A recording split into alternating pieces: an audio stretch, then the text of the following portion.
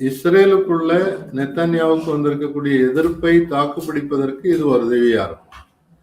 ஏன்னா ஒரு அவசர பிரகடனம் செய்துட்டு யாரும் எந்த போராட்டமும் நடத்தக்கூடாது அப்படின்னு சொல்லிடுவாங்க. கொஞ்ச நாளைக்கு அதை நடத்தி வைப்பாங்க.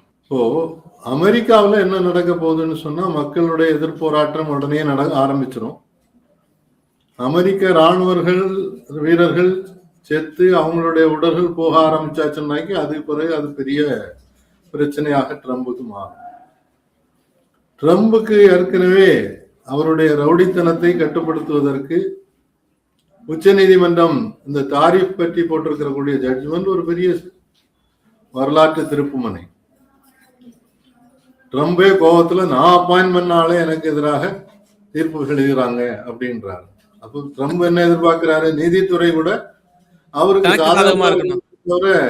நீதி நேர்மையை காப்பதாக இருக்கணும்ன்றதை எதிர்பார்க்கல.